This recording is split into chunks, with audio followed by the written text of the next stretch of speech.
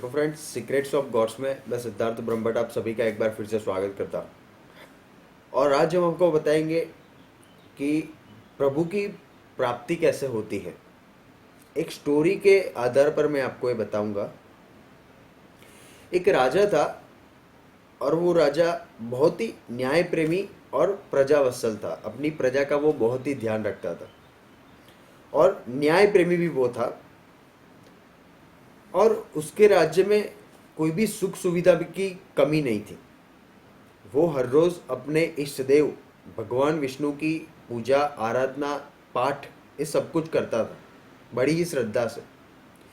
एक दिन भगवान उस पर प्रसन्न हुए, भगवान विष्णु, और उन्होंने राजा को प्रत्यक्ष दर्शन दिए और कहा कि हे राजन, आपकी क्या इच्छा है।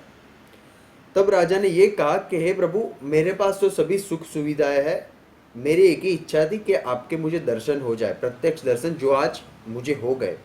अब मेरी सिर्फ एक ही इच्छा है कि आप मेरी जो प्रजा है उसको भी प्रत्यक्ष दर्शन दीजिए। भगवान विष्णु मुस्कुराए और उन्होंने मना कर दिया कि मैं हर एक को मेरे दर्शन नहीं दे सकता।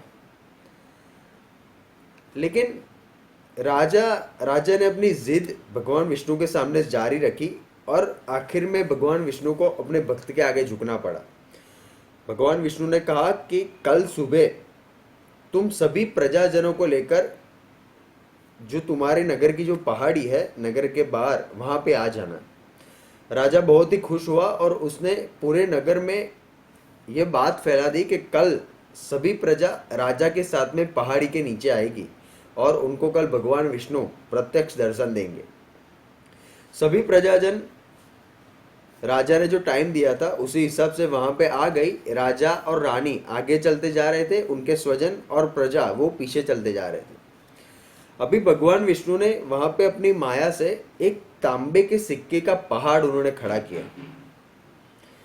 अभी जो प्रजा थी वो कुछ प्रजा उस पहाड़ी की ओर लौट गई और तांबे के सिक्के की लोभ और लालच में उसको जुटाने लगी। राजा ने सबको रोकने का प्रयास किया कि हम ईश्वर के दर्शन के लिए जा रहे हैं, तो उसमें ये माया रखना ठीक नहीं है। लेकिन प्रजा ना मानते हुए वो अपने आप में बातें करके ये सोचने लगी कि भगवान तो किसी और दिन भी मिल जाएगा, लेकिन तांबे के सिक्के कहाँ पे मिलेंगे। और वो लोग सिक्के बटोरने लगे और वापस अपने घर की ओर चल दिए। बाकी जो प्रजाजन थे, राजा थे, रानी थे, वो सब आगे चलते गए। उसके बाद भगवान विष्णु ने अपनी माया से चांदी के सिक्के का पहाड़ उन्होंने वहां पे रच दिया।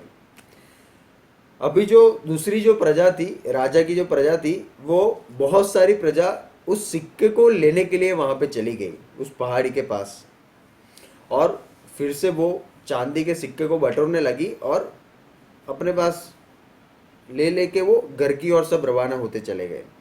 राजा ने फिर से समझाया कि आप ईश्वर के लिए जा रहे हैं, हम ईश्वर के लिए जा रहे हैं, तो ऐसा लोभ लालच रखना ठीक नहीं है।